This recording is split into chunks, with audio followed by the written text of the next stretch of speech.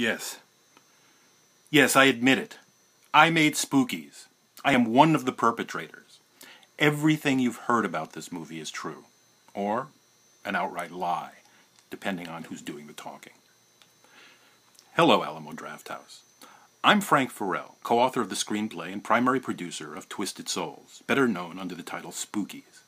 Myself, Tom Doran, Brendan Faulkner, fanatical movie geeks with a shared love that brought us together as creators. After a lot of false starts, we arrived at our first real opportunity to make a real movie with real money. Low-budget movie money, but money. Of course, we took it, despite certain reservations. When you make a deal with the devil, there's never any doubt who you're doing business with. Our new backer told us to put our other better horror projects aside and create a by-the-numbers ripoff of other movies, dictated a laundry list of desired scenes with orders to keep it toned down for a PG-13 rating. It was not the movie we really wanted to make, but we knew we could still make a film that fans like us would respond to. Atmospheric, fast-moving, not too serious, and solid-packed with monsters and creature effects, which we knew would be the big selling point. Upon completion of shooting, we thought we had pretty much succeeded. However, after seeing the monstrosity that eventually appeared in theaters under the generic title Spookies, I think we were all convinced we'd failed, miserably. Creative differences in the editing room got us literally locked out. A new production team was brought in, replacing absolutely needlessly more than half the film's running time, with an imposed secondary story by the new director. Almost 42 minutes of Twisted Souls aimlessly interspliced with 43 minutes of completely unrelated new scenes. Our original movie was unrecognizable. The color balance all off, the look far too bright, not a single scene or sequence of shots or even individual shots is presented as intended. Bear that in mind as you watch it.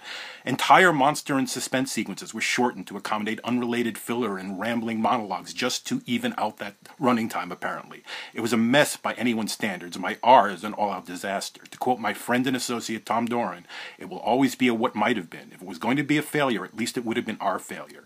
In the end, we can't take the credit, nor the blame. And we continued to feel that way for a long time after striving to overcome the curse of Spookies, and attempting to live it down. But more recently we found that it made more sense to own up to it. To our amazement, Spookies apparently has a fan base. The past couple of years have seen several new interviews and articles. Despite no DVD release in the USA since its original VHS release, Spookies continues to see an online review from somewhere in the world published every week or two. It's posted on YouTube in part or in whole virtually year-round. I love finding out it's been pirated in Bangladeshi torrent sites, or it's finally available with Russian subtitles. There are 2 different fan cuts of Spookies circulating, removing all the added footage. Not that the remaining fragments of Twisted Souls, as is, make much more sense that way. In a big way, we don't get it, but I think we're learning to appreciate it. In a way, the film itself, whatever the film is, has kept itself alive. People like yourselves have kept it alive. If you're here tonight, there's something that drew you here. Either you've seen this film before and just had to see it again on the big screen, or you heard something about it that compelled you to be here. Just the fact that a 35mm print exists, and you are here watching it tonight, is something of a miracle. We have looked into putting together a special edition DVD or Blu-ray release for the U.S., but the company that now seems to control it refuses to admit that they own or possess any film elements. I mean, it's never been released widescreen anywhere in the world. Despite no Spookies 2, we're still at it. We have stories to tell and movies to make. If there's an audience for Spookies, we'd like to think there's an audience for what we still have in us. So perhaps the next time we'll get it right. I mean, hell, we won the fucking Delirium Award, right?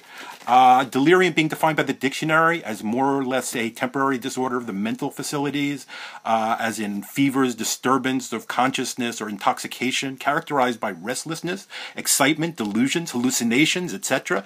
That's Spookies, all right. Just remember, it's only a movie. Almost.